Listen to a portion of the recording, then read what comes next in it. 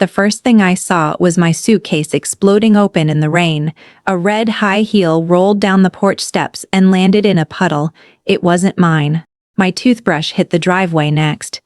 Then my husband, Grant, stood in the doorway of the house I had painted, cleaned, fixed, and prayed inside for 11 years, holding a manila folder like it was a weapon.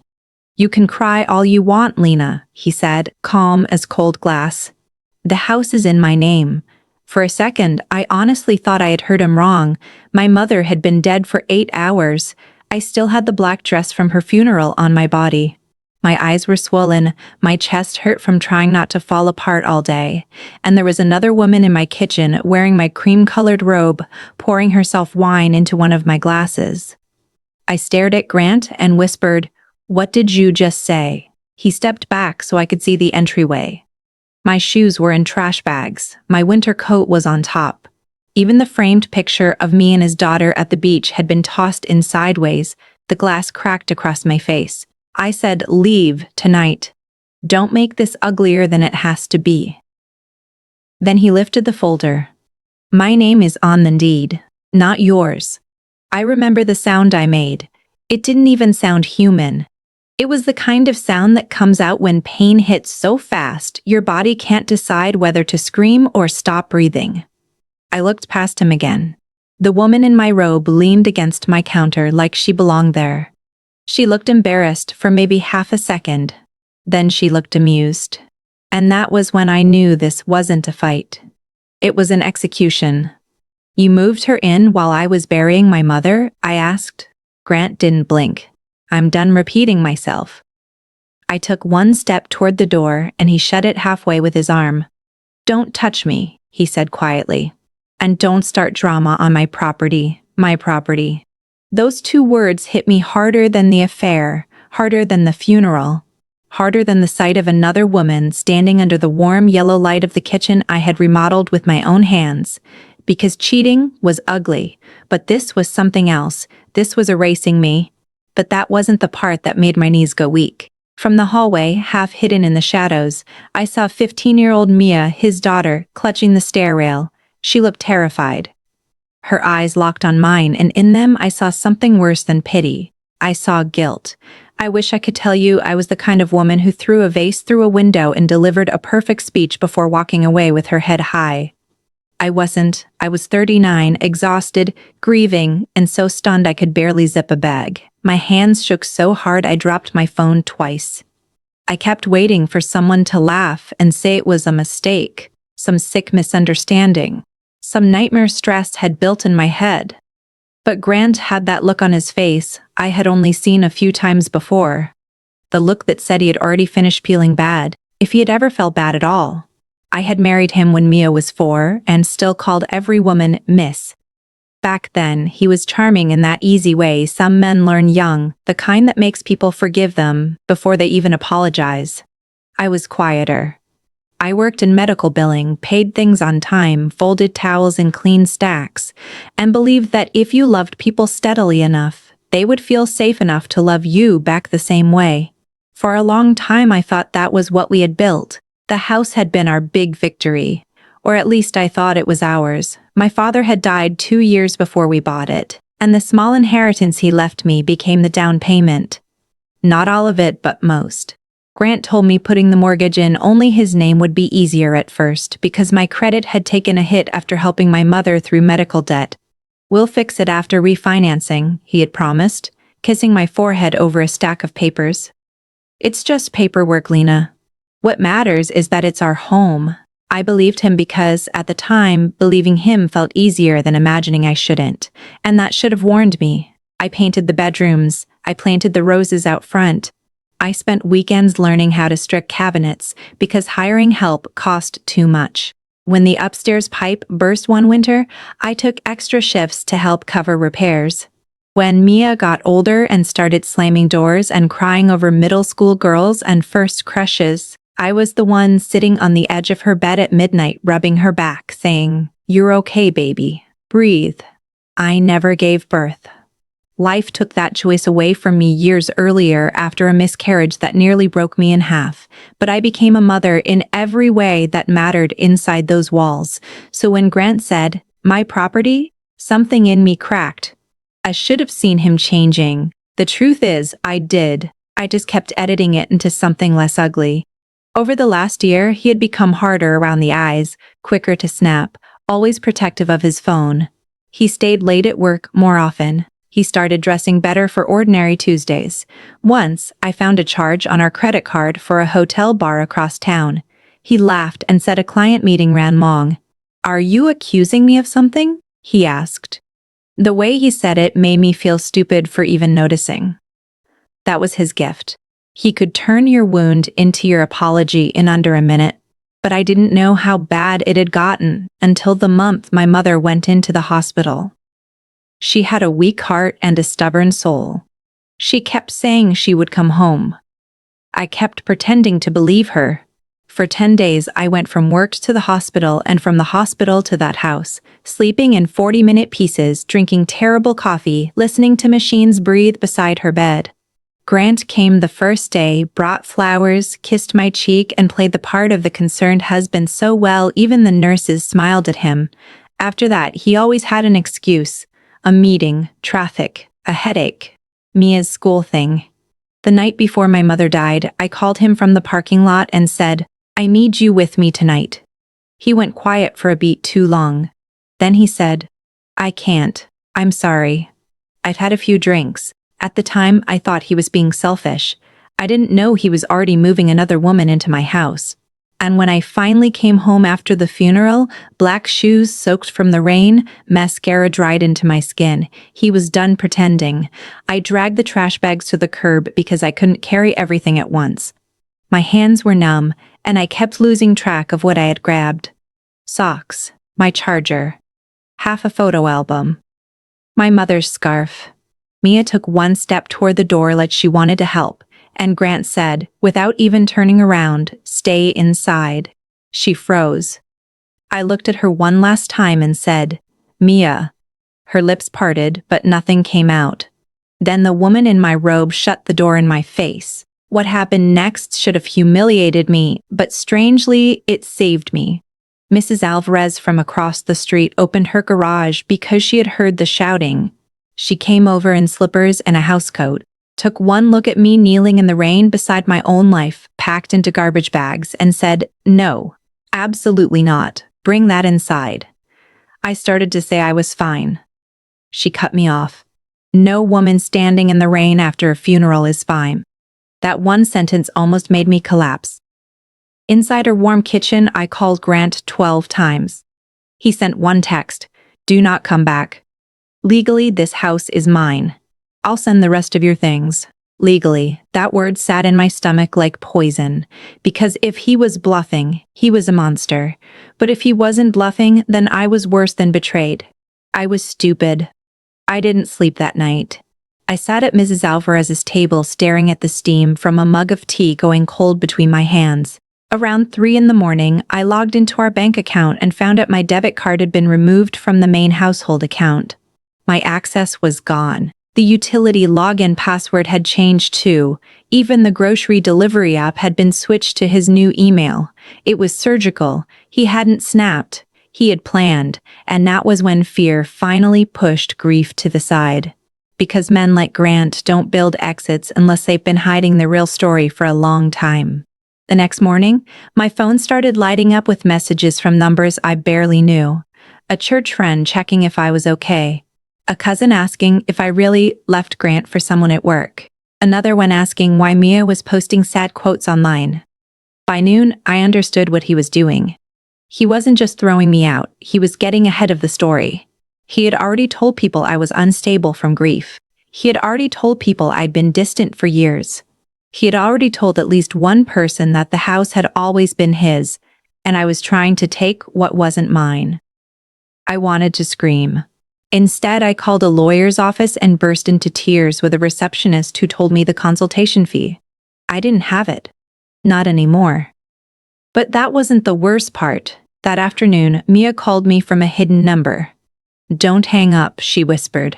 I sat up so fast I nearly knocked over the chair. Mia? Baby, are you okay? I can't talk long. Her breathing sounded shaky. Dad took your office key. He went through your file cabinet this morning. My heart started pounding. Looking for what? I don't know. Papers, he kept saying. Where is the blue folder? The room went silent around me. Blue folder. I hadn't heard those words in years, but suddenly I could see it. A thick blue accordion file with white tabs, house papers, insurance papers, my father's estate documents, the kind of folder you make when you've spent your life trying not to get blindsided. Years earlier, when my mother's memory started slipping, I had moved some important things to her place because Grant had gotten into the habit of organizing my desk whenever I was upset with him. I remembered taking that folder to her house. I remembered telling myself it would be safer there. Then life got loud, and I forgot. Mia, I said carefully, did he find it? No. He got mad. Like really mad. She swallowed. Lena, Tess is here. She's using your stuff. My throat burned. Why are you calling me? There was a long pause. Then she whispered, because this feels wrong. That was the first moment a tiny spark lit inside me. Not hope. Not yet. Just resistance. As soon as I hung up, I drove to my mother's house. The air still smelled faintly like the lilies from the funeral spray. Her front room looked frozen in time, except now it had that hollow stillness houses get when a person is gone, but their shape still lives in the furniture. I stood in her doorway for a full minute trying not to break down. Then I got to work. Kitchen drawer, hall closet, linen cabinet, under the bed, in the desk. In the top of the wardrobe where she kept old Christmas cards tied in ribbon, no blue folder. By sunset, every room looked like a storm had passed through. My black funeral dress was streaked with dust. My head pounded. I sat on the floor of my mother's bedroom and almost gave up. Then I noticed her Bible on the nightstand, thicker than I remembered. When I opened it, a small brass key slid out and hit the hardwood. I just stared at it. My mother had always hidden important things in plain sight, as if God and paper belonged together. The key fit the bottom drawer of her old cedar chest. Inside were neatly folded sweaters, a photo of my parents dancing in the kitchen, and under them, exactly where it shouldn't have mattered anymore, the blue folder. My hands shook as I pulled it out. Tax records, insurance, the settlement from my father's life insurance, bank statements showing the transfer for the down payment on the house. Then, tucked into the very back, inside a title company envelope, was a notarized document on thick cream paper with Grant's signature at the bottom. I read the first paragraph once, then again. Then I sat down on the floor because my legs gave out. It was a marital property agreement drafted the week we bought the house. It stated clearly that the bulk of the down payment came from my separate inheritance and that the home, though financed temporarily in Grant's sole name for lending purposes, was marital property subject to my protected equitable interest. It also said, in language even my grief-fogged brain understood, that Grant could not sell, transfer, refinance, or remove me from occupancy without my written consent. He had signed it. Initialed every page. And at the bottom was a stamp showing the document had been filed with the title company. Inside the envelope was one more thing. A yellow sticky note in my mother's slanted handwriting. If he ever tells you that you have no home, make a copy before you cry. I laughed so hard I started sobbing.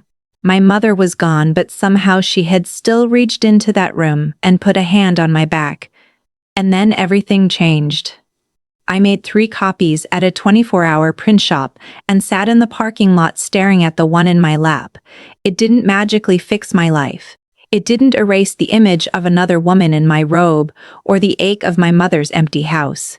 But for the first time since Grant had thrown my things into the rain, I understood something dangerous.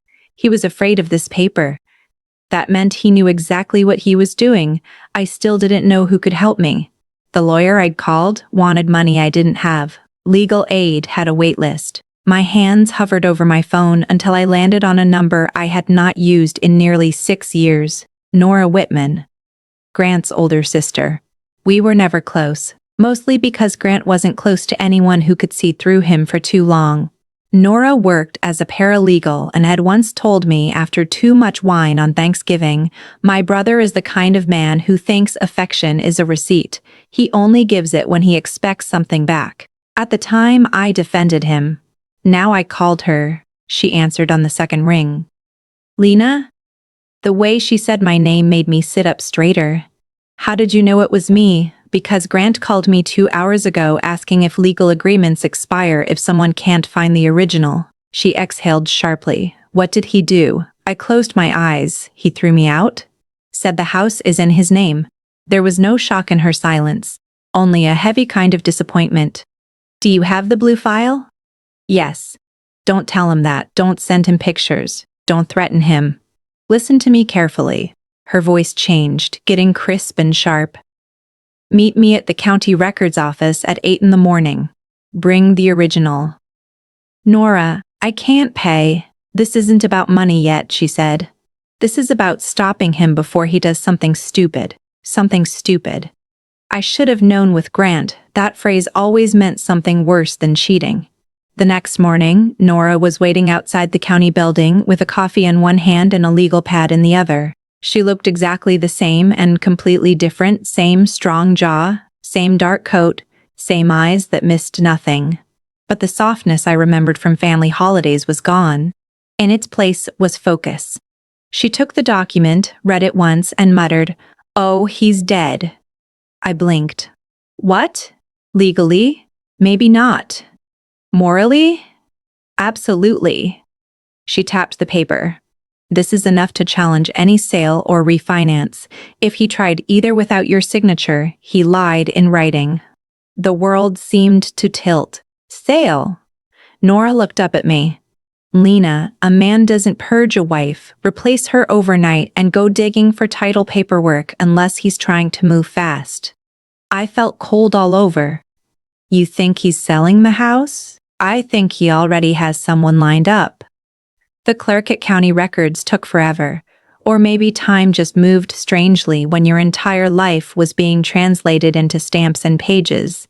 When the certified search finally came back, Nora spread the papers on a plastic table and went still. "What?" I asked. She handed me one page.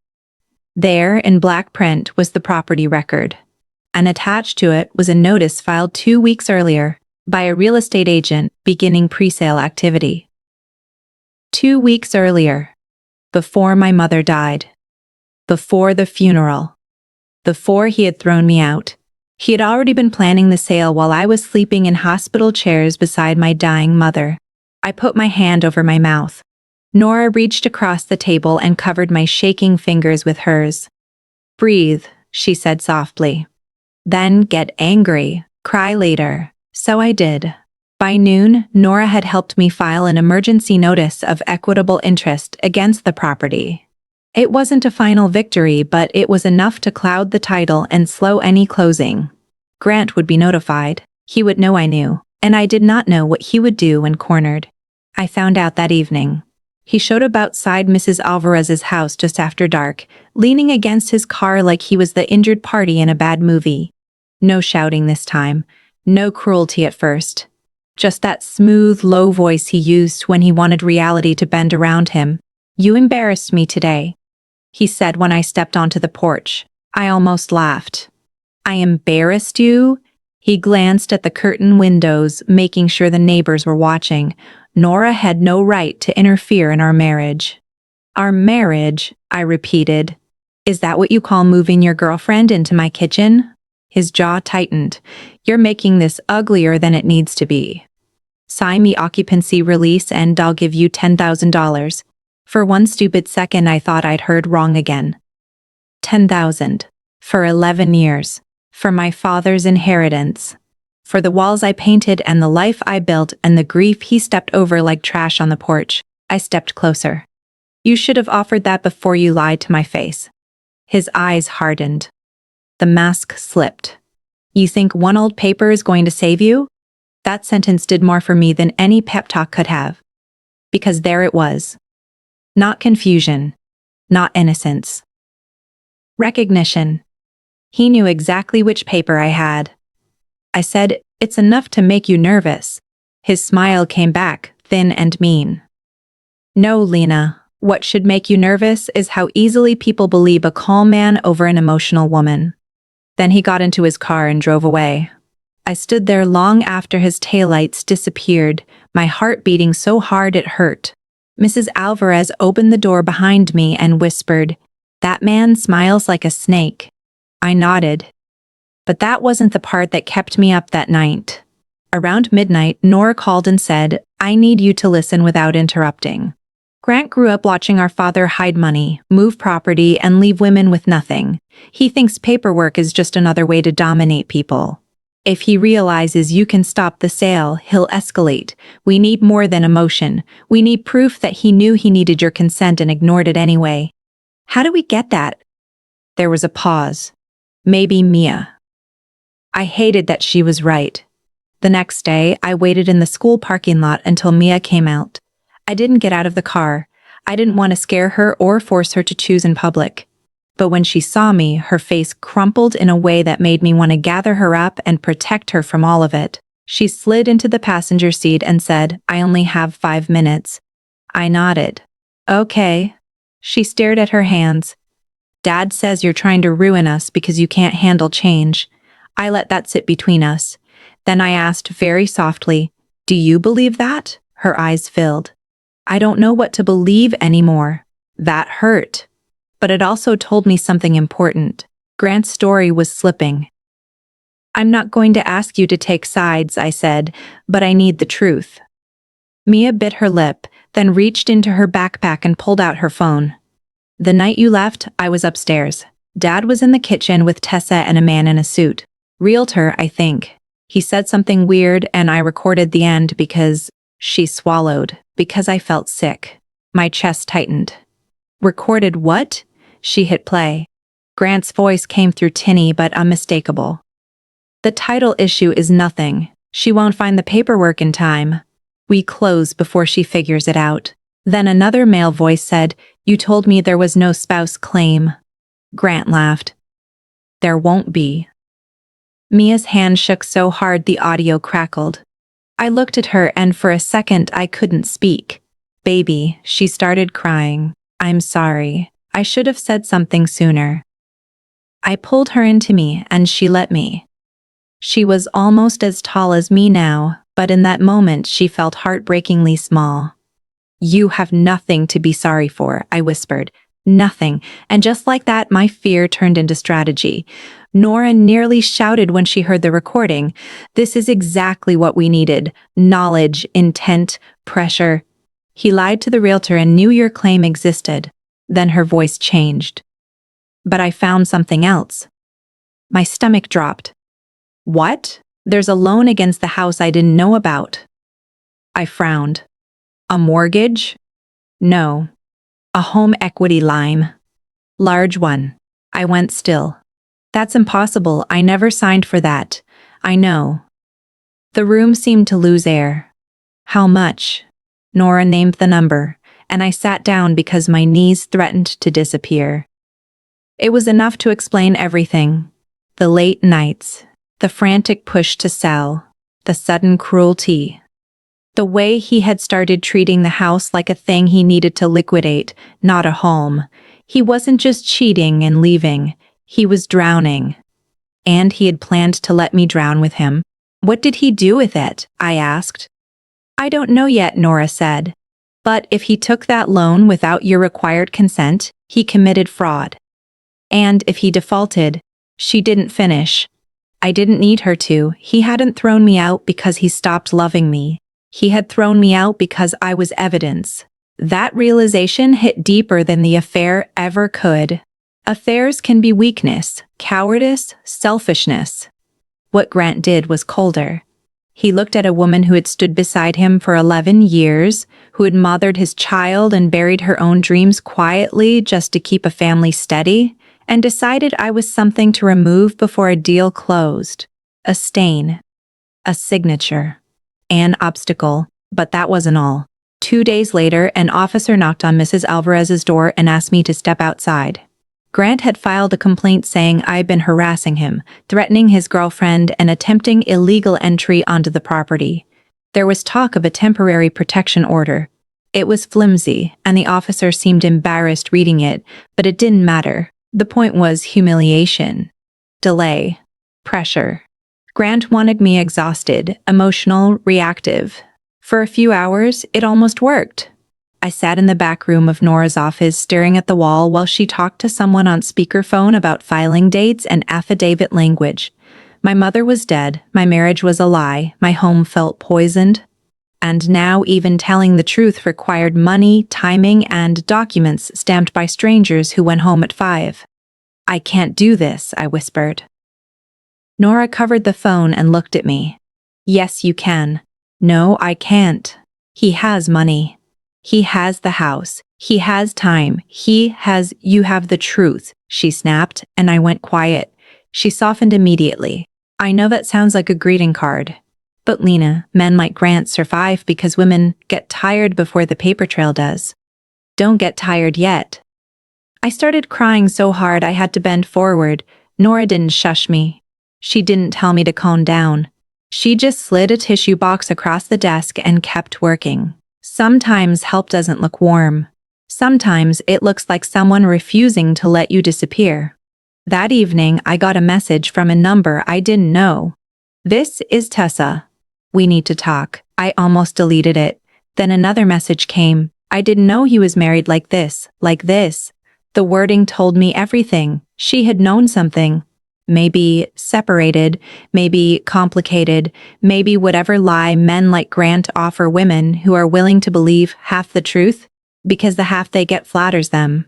But she had not known enough. We met in a coffee shop near the freeway.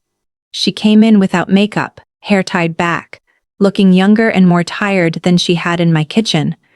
For the first minute, we just stared at each other. Two women who had touched the same lie from different sides. "He told me you'd been living separately for months," she said finally. I laughed once, sharp and ugly. "He threw me out the night of my mother's funeral." Color drained from her face. "He told me you left him." "Of course he did." She looked down at her cup. "I moved some money into his account last month. He said he was covering a short-term business gap." My eyes snapped to hers. "How much?" When she told me, I understood why Grant had been smiling through panic. He hadn't just taken a secret loan on the house. He had borrowed from her too. He was building a runway. "Why are you telling me this?" I asked. Her voice broke. "Because yesterday I found a message from another woman. Not you. Someone else." For a second, all I could do was stare. Grant wasn't starting over. He was cycling through damage. And that was the bigger twist I never saw coming. Not that he was worse than I thought, but that none of this was really about love or me or even Tessa. It was about appetite. Control. Whatever he could extract before people saw him clearly. Tessa slid screenshots across the table. Flirty messages, money requests, half promises. Enough to show a pattern, if not a crime. Enough to strip whatever glamour remained from the affair. By the end of that conversation, we were not friends. We were not sisters in heartbreak. But we were two women finally looking at the same man without his voice in the middle. And that changed the balance. The emergency hearing was set for Friday morning. Grant must have known it was coming because on Thursday night, Mia called me in a panic. "He's doing something tomorrow before court," she whispered. "A private signing. The realtor's coming to the house at 7. He keeps saying if the documents are signed, nobody can stop it." I was already grabbing my keys before she finished. Nora said, "Don't go there alone." "I'm not." By 6:30 the next morning, I was sitting in Nora's car across from the house that had once made me feel safe. My roses were blooming along the walkway. The same walkway where my clothes had landed in the rain. The front curtains were open now. Through the window I could see movement. The realtor. Grant. Tessa in the kitchen, pale and stiff. A folding table had been set up in the dining room like this was some official little ceremony. I could feel my pulse in my throat. Nora checked her watch. "Wait until the title rep arrives." "I don't know if I can." "You can." The title representative pulled up at 6:57. We moved. I didn't knock. I opened the front door with the key Grant had forgotten to change on the side lock after 11 years of my using it, and every face in that room swung toward me at once. Grant stood so quickly his chair scraped the floor. "What the hell are you doing here?" For one wild second, I almost answered from pure emotion. Then I saw the papers on the table, the notary bag, the realtor's nervous face, and I remembered every cold hour since the funeral. So I stepped forward, set my certified copy on the table, and said, very clearly, "Stopping you." The room went silent. Grant laughed, but it sounded brittle. "You can't just barge in here." Nora came in behind me. "Actually, she can. Occupancy rights. Remember those?" The title rep, a woman in a gray suit, looked from me to the document. "What is this?" "Her marital property agreement," Nora said. "Filed with the title company at purchase. You were given false information if you were told there was no spouse claim." Grant's face changed. It was small, but I saw it. The exact second the ground shifted under him. He turned to the realtor. "This is harassment. She's emotional. We're in the middle of a divorce." "There is no divorce," I said. The notary stopped uncapping her pen. The title rep picked up my document, scanning page after page. Then she looked at Grant. "Did you disclose this agreement?" He spread his hands in that smooth, wounded way he had practiced for years. "It was never finalized." Nora slid a certified record onto the table. "Filed. Referenced. Active." Grant's jaw clenched. "This is ridiculous." "No," I said, and my voice surprised even me. "Throwing your wife out in the rain after her mother's funeral so you could rush a sale behind her back is ridiculous." Tessa closed her eyes. The title rep turned another page.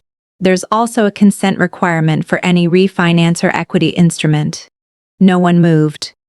Grant said too quickly, "That line was boilerplate." Nora almost smiled. "Then let's discuss the home equity line." That was the moment the room truly changed. The title rep's head snapped up. "There's a line of credit on this property?" "Yes," Nora said. "And my client never signed consent. We'd like to compare signatures." Grant took one step toward the papers. "This meeting is over." But it wasn't. Not anymore. Because Mia walked into the dining room. She was in her school hoodie, backpack still on one shoulder, face white as paper but eyes steady. In her hand was her phone. "Tell them what you said," she whispered. Grant turned on her so fast I saw her flinch. "Go upstairs." She didn't move. The title rep looked deeply uncomfortable. The realtor looked like he wanted the floor to swallow him. Tessa stared at Grant like she had never seen his face before. Maybe she hadn't. Not really. Mia lifted the phone with shaking fingers and hit play. His voice filled the room. "The title issue is nothing. She won't find the paperwork in time. We close before she figures it out." Nobody spoke for several seconds after the audio ended. Grant's whole body went rigid. "You recorded me?" Mia's chin trembled. "You lied." And that, more than any paper, more than any hearing, more than any legal threat, cracked the performance he had been holding together. Because narcissists can lie to wives and lovers and banks and lawyers all day long, but there is something about a child seeing them clearly that they cannot bear. He pointed at me. "You turned her against me." I stared right back. "No. You did that yourself." Then Tessa stood up. I will never forget the look on her face. It wasn't heartbreak anymore.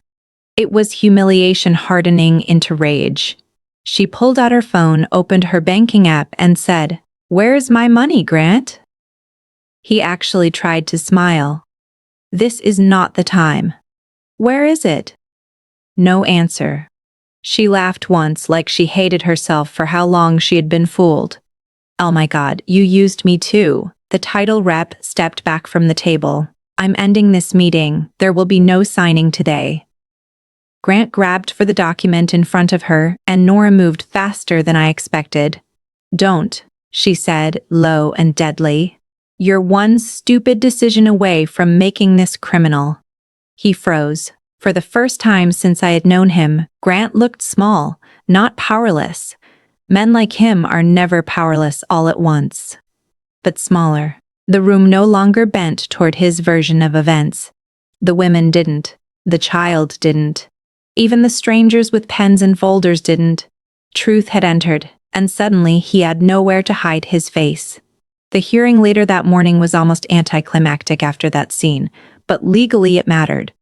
Nora had arranged counsel through an attorney she knew who agreed to take the case with delayed payment once he saw the document trail. Between the marital property agreement, the recorded pre-sale notice, the audio from Mia, and the questions around the forged consent on the equity line, the judge granted a temporary order blocking any sale or transfer and restoring my right to access the property pending full proceedings. Grant's attorney looked irritated. Grant looked stunned. I looked at my own hands on the courtroom bench and realized they had stopped shaking. That didn't mean the fight was over, not even close. There were weeks of statements, verification, bank tracing, and ugly accusations.